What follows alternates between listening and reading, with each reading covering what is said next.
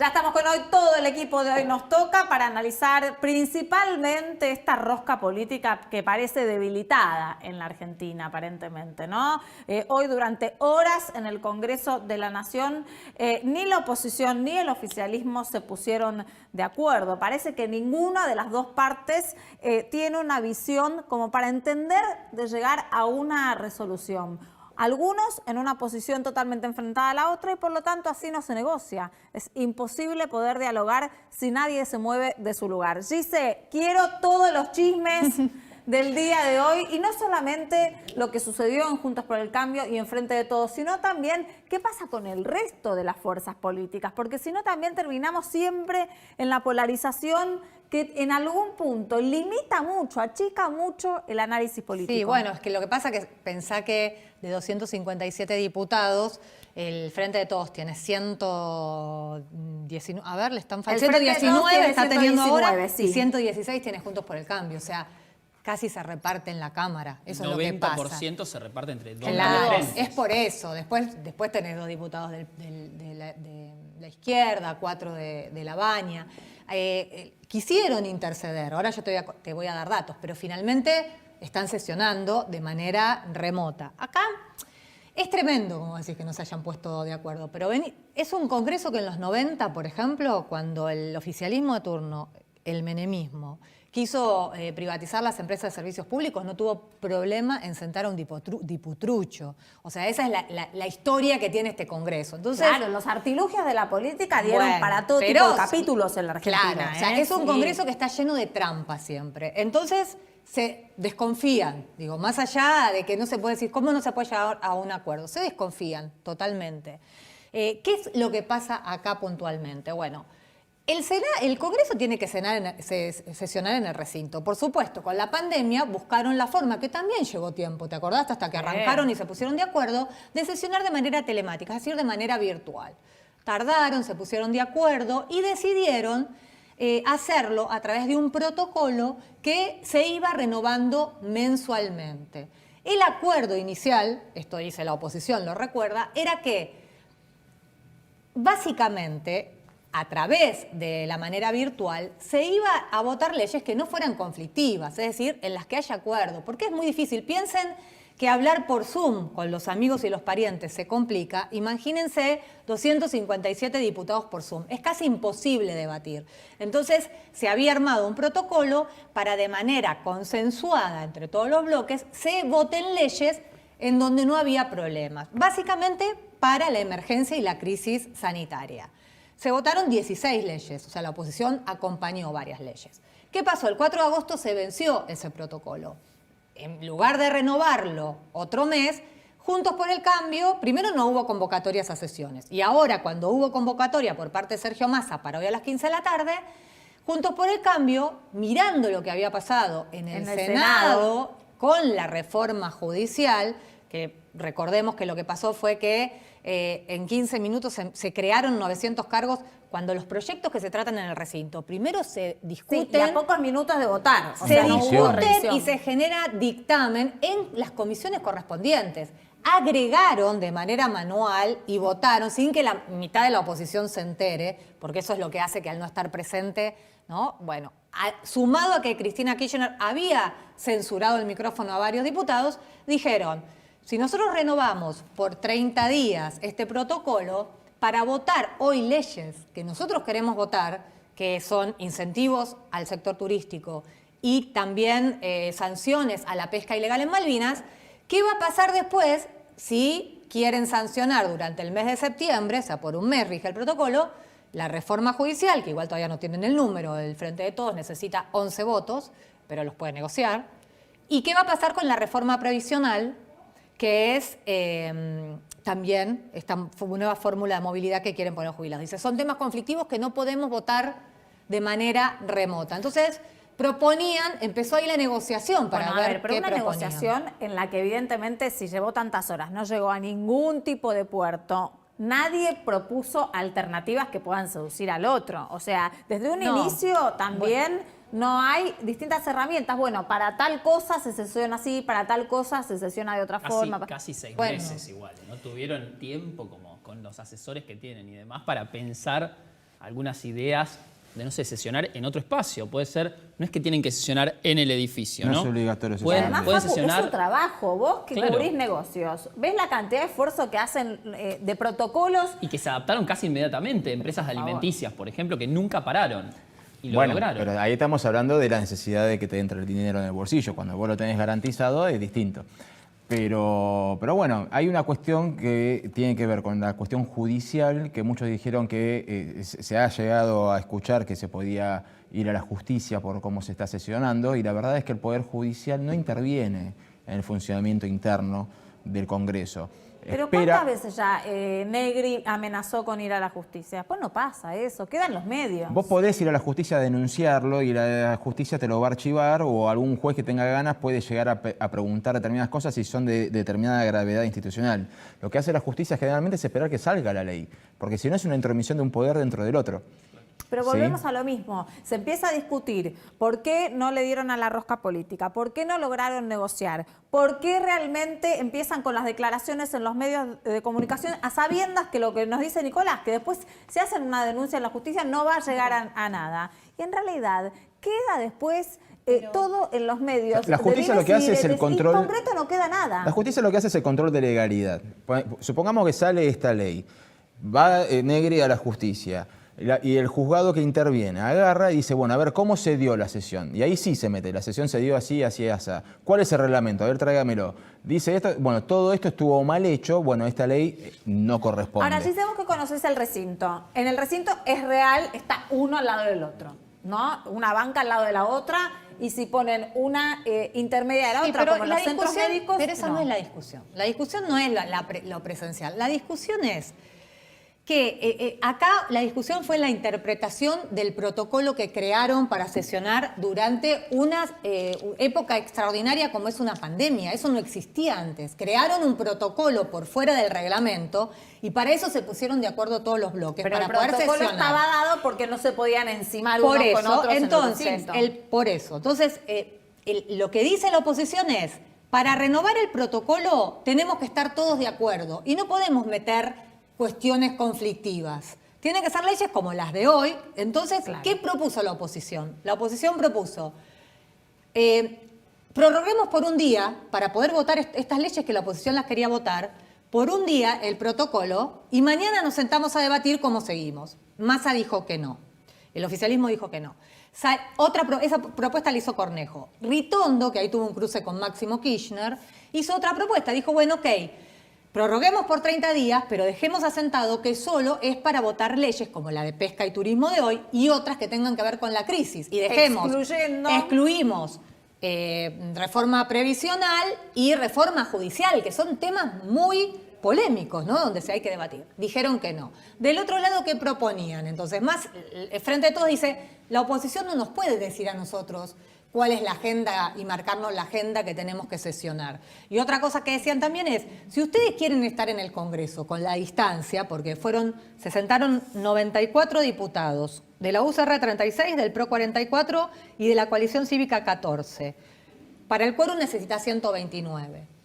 Lo que dice la oposición es, si está caído el protocolo y hay 94 en el recinto, no hay quórum para sesionar, es inválida la sesión. Lo que hicieron el Frente de Todos con el resto de los bloques es prorrogaron el protocolo solamente con la firma de ellos. Dice, bueno, es mayoría.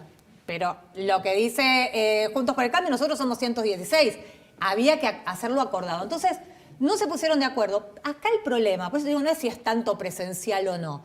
Acá el problema es que lo que tiene miedo la oposición es que durante este mes el oficialismo meta la reforma judicial para tratarla o la reforma previsional en medio de la sesión virtual, en donde realmente es muy difícil, ¿no? Decía yo evidentemente antes. igual esto quedó atravesado por la grieta, porque estamos hablando del Frente de Todos y de Juntos por el Cambio. El resto de las fuerzas, en algún punto, suscribieron a esta sesión remota que se estuvo dando. Vamos a comunicarnos con Facundo Suárez Lastra, que es diputado nacional por la UCR y está en el Congreso, ¿es verdad, diputado? Sí, efectivamente. Vengo a ustedes en un momento para... Cuéntenos cómo está el panorama allí. Nosotros veníamos hablando que llama mucho la atención siendo que todos son bastante habilidosos en la política, que no hayan podido tener un acuerdo, ¿no? No está funcionando ni siquiera la rosca política en nuestro país. No, yo creo que hubo muy buen manejo del presidente de la Cámara de Diputados, no convocó a prolongar el protocolo. A ver, tenemos un problema de audio, seguramente porque conocemos los rincones del Congreso de la Nación y en general hay poca señal. No sé si usted puede correrse y le voy a pedir a la producción que chequee bien el audio mientras nosotros seguimos acá y me avisen si se escucha mejor. Veníamos comentando un poco esto, ¿no? El fracaso de la política que no puede negociar versus la población, la gente, los emprendimientos que se adaptan a los también protocolos. hubo una chicana de Massa que cualquiera que haya escuchado el audio se dio cuenta que fue dicho con tono de chicana, sugiriéndole a los diputados que se acercaron desde sus provincias hasta la ciudad de Buenos Aires que se hagan un hisopado antes de volver a sus provincias. Lo cual en buena medida tiene razón, pero también, si querés darle una segunda mirada, hay como una gran diferencia entre la ley que rige para el común de los mortales y la ley que rige para la clase política, ¿no? Porque vos podés cruzar de provincia a provincia. No debería ser así. Vos podés cruzar de provincia. Son esenciales igual, Nico, es como los médicos. Nosotros Sí, también pero los médicos si van de una provincia a otra o tienen que llevar hisopados. Somos esenciales y si yo quiero cruzar la provincia tengo que tramitar un permiso especial. Hay una realidad. Tiene que funcionar.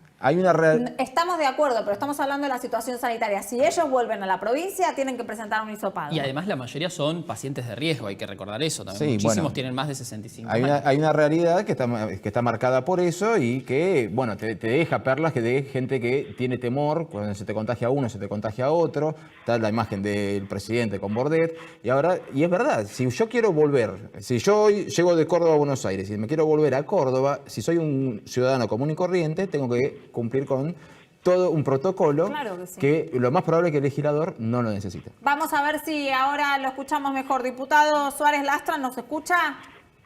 Yo los escucho perfecto. Perfecto, ahora lo escuchamos bárbaro también. Nos estaba contando acerca de esta no coincidencia en el día de hoy.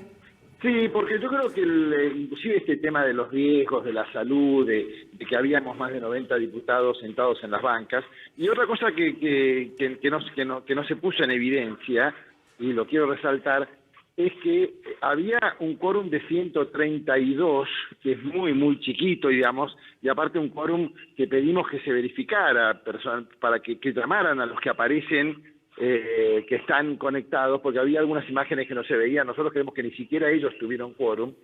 Y por otro lado hubo 124 ausentes. El bloque de Juntos por el Cambio es 116 y hubo 124 ausentes en esta sesión, con lo cual no solamente Juntos para el Cambio resolvió no someterse a esta sesión ilegal porque no estaba prorrogado el protocolo. Hubo otros diputados, hubo una cantidad de casi 15 diputados que no se sumaron a la, sí, un poquito menos, unos 10 diputados que no se sumaron a la convocatoria de Massa. Ahora, usted sostiene entonces que la sesión esta que se dio de forma remota tampoco tenía quórum.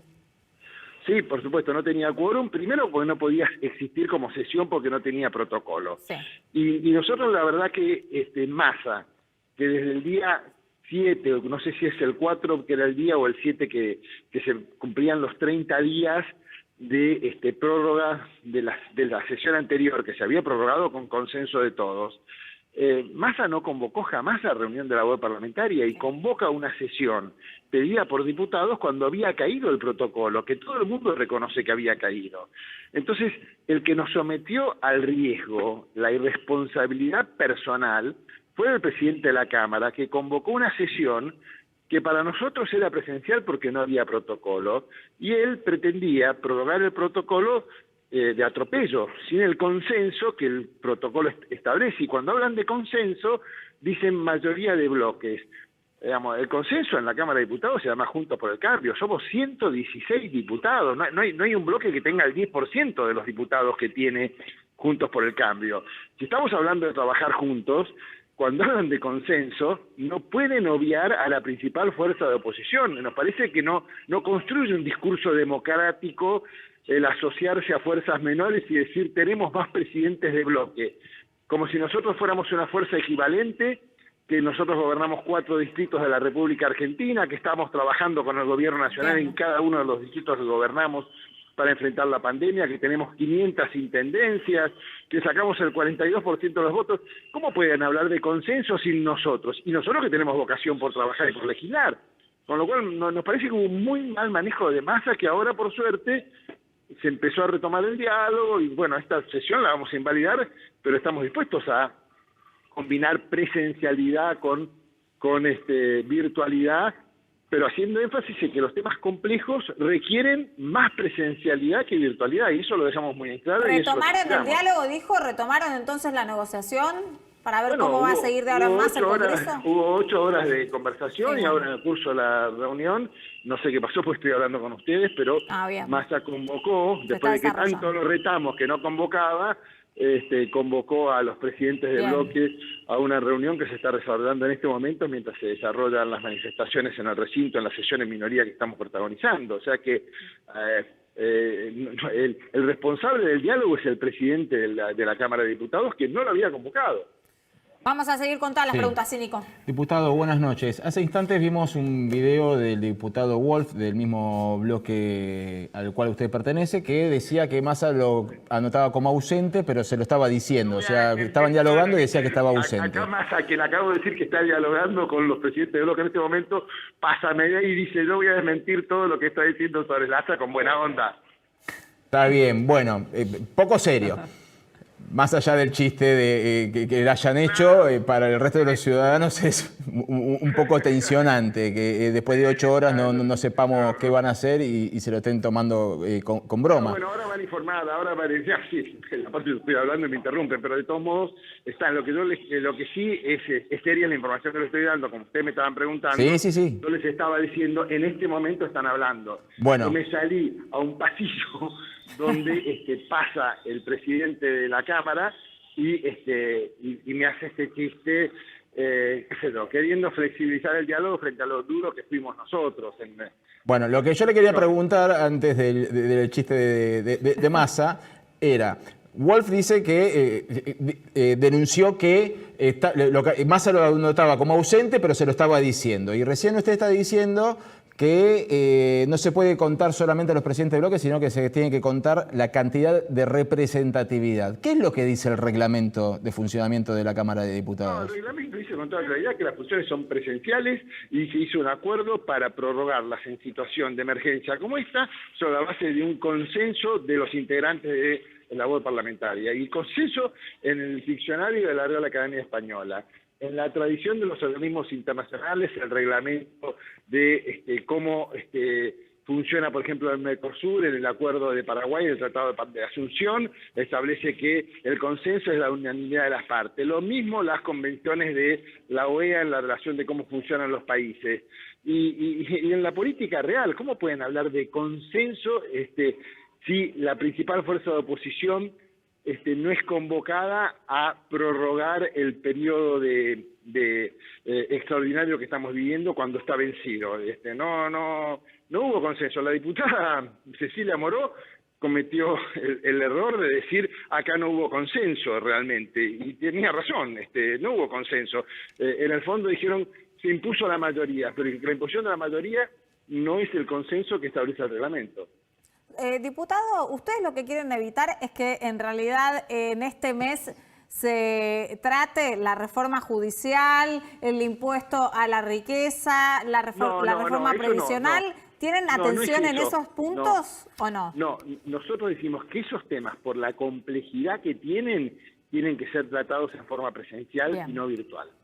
No decimos que no se traten, nosotros no podemos decir a un gobierno que puede tener iniciativa, no trate estas leyes. Nosotros podemos votarlas en contra, pero le decimos este régimen de debate que es tan frágil, que no permite el intercambio, que no permite la profundización, la discusión, que permite cosas como la porquería que hicieron en el Senado, de tratar una ley que empezaba con 400 cargos, la llevaron a 900. ¿No les resulta tan transparente entonces? Absolutamente, nos parece, aparte ya pasó con la reforma judicial en el Senado, que fue un acto de gravedad institucional total, una reforma que manda al Ejecutivo con 400 cargos, en negociaciones la lleva a 900, y en los últimos 10 minutos le ponen 1.600 cargos más, y terminan en 1.600 cargos, de los cuales un presupuesto original de casi 2.000 millones de pesos te pasa un presupuesto de 10.000 millones de pesos, sin estudios, sin factibilidad, en medio de una pandemia. Eso no es un tratamiento legislativo adecuado, por eso temas tan importantes de ninguna manera pueden ser tratados en forma virtual. Bien, sí. Sí, ¿qué tal, Suárez Lastra? Ahora, sí, vamos a ver qué pasa con la reunión esa que usted mencionaba, pero yo acá estoy escribiendo las fuentes, pero en el caso de que impugnen, las leyes que se voten hoy, que son tan necesarias, que ustedes estaban de acuerdo, que se anularían. ¿No sería sumar más problemas también? Bueno, nosotros tenemos disposición para tratarlas, nos convocan la semana que viene a tratar esas leyes y las tratamos, no es un problema. Pero para nosotros lo central es el funcionamiento democrático institucional como corresponde, eso nos parece central, y si tienen que esperar estas leyes 2 semanas, esperarán 2 semanas, nosotros lo podemos hacer en 48 horas. Hacen una sesión como corresponde, acordada, con un protocolo que establezca las condiciones de razonabilidad mínimas en consenso, y tenemos la ley en 2 minutos. ¿Y qué serían las razones o sea, lo que ustedes propusieron, que los temas complejos se hagan presenciales? Sean básicamente presenciales, y que si alguien, producto de la pandemia, no puede asistir porque vive en un lugar donde no hay aviones, porque hay un protocolo sanitario en esa provincia que si viene no puede volver, cosas que suceden, que es mayor, que tiene una condición de salud que lo pone como persona de riesgo o lo que fuera, bueno, que esas personas se abstengan de participar y participen telemáticamente. Nosotros no estamos en contra de la virtualidad sin fundamentos, pero decimos, las cosas complejas, difíciles, requieren que el centro sea la presencialidad y no la excepción, y la excepción es la virtualidad. Ellos dicen, no, la concesión que les damos es que a las sesiones complejas puede venir el que quiera, no se trata de venir el que quiera ese día a la sesión, sino que todo el trámite, las comisiones, el trámite parlamentario del tratamiento de esas leyes, el debate, sea todo básicamente presencial, y el que no pueda participar, bueno, participará del sistema que tenemos desarrollado virtualmente. Diputado, ¿cuál cree que es el objetivo en este caso del Frente de Todos?